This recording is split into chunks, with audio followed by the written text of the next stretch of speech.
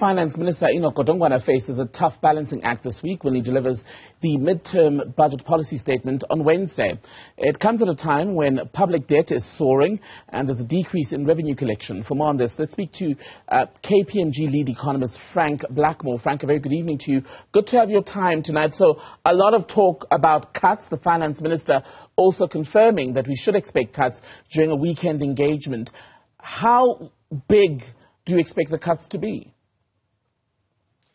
Well, I tell you, if we look at the main budget from February this year, we didn't plan to have a balanced budget for this year anyway. We planned to spend just over 2.1 trillion, and we planned to raise about 1.8 trillion in revenues, and we'd cover the difference by going to market. So about just over 280 billion we'd have to borrow. The problem, as you've mentioned, is that we haven't quite collected the 1.8 trillion, and we've possibly spent a little more than the 2.15 trillion, and that leaves a little hole in the fiscus to be covered by a combination of, you can only really get money from two places.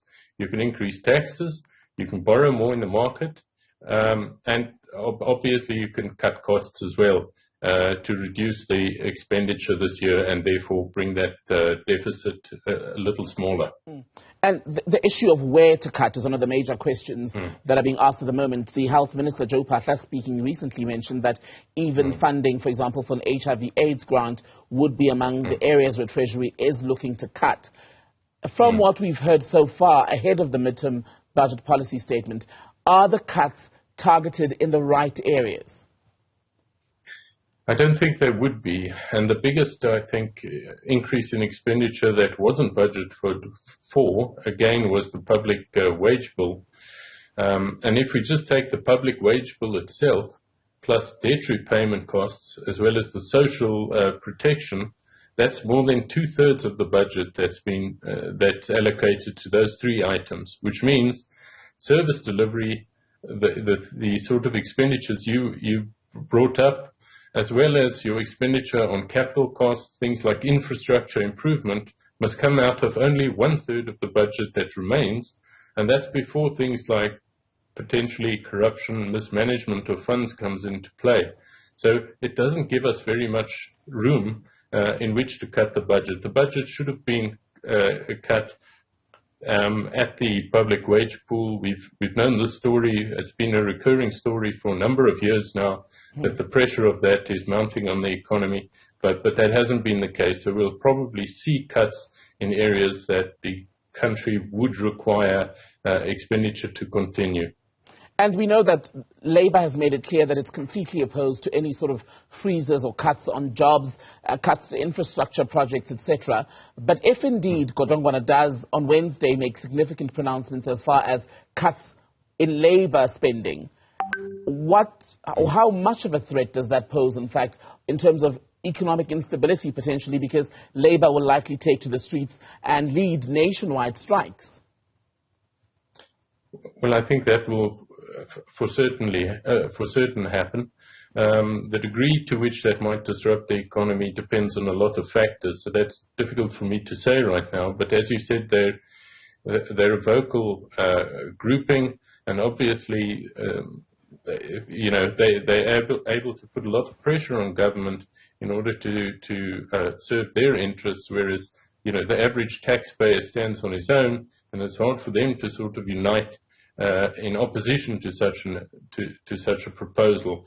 So I think you're probably right. You'll probably get some knock-on effects if sort of your Labour side of the budget is cut. And I want to put something to you, Frank, that perhaps you can help us understand, those of us who aren't economics graduates, etc. The Finance Minister, speaking this past weekend at the McLaren Foundation event, said this. He said, if we project the loss of revenue over the next few months up to the beginning of the year, we are going to have a serious challenge. He says the Reserve Bank is saying sooner or later we're going to run out of cash. What does that mean for the everyday person in this country? So that means once we've paid the expenditures that we need to pay for, in other words, salaries, etc., we don't have enough money to cover more than the interest on our debts. So we are unable to repay that debt going forward, and therefore you can't make payments to areas in the economy that actually need it. And that obviously is an undesirable consequence, and it's often referred to, I think, in our country as the fiscal cliff situation. And I mean, that is a dire situation where we'd have to go to international institutions to ask them for cash, and they would also then prescribe certain prudent fiscal measures in order to try and get us back on track to be able to cover our own expenditures sometime in the future. But then we're subject to the rule of other countries again, and we lose that independence ourselves. So that's a very undesirable situation for us to get into.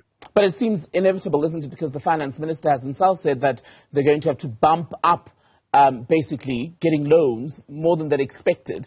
And with that in mind, is there anything that government can do at this stage to help cushion the blow for South Africans who are already under so much pressure? People have not received increases, or if they have, they've simply not kept up with the rising cost of living. Yes, I think there's very little wiggle room now for government at all to take some pressure off the economy and citizens of the economy. In fact, if we go and borrow more, the chances are interest rates remain higher for longer. That debt burden grows. Just the servicing costs of the debt would increase, and that would take more money away from the public services and those vital expenditure items in the budget. So it's definitely, where at all possible, we have to try and decrease the expenditure side, so that we give ourselves a bit more fiscal breathing room to be able to adjust to challenges that are unforeseen at this point. Frank Blackmore, lead economist at KPMG, good to have your time. Thank you so much for your time tonight.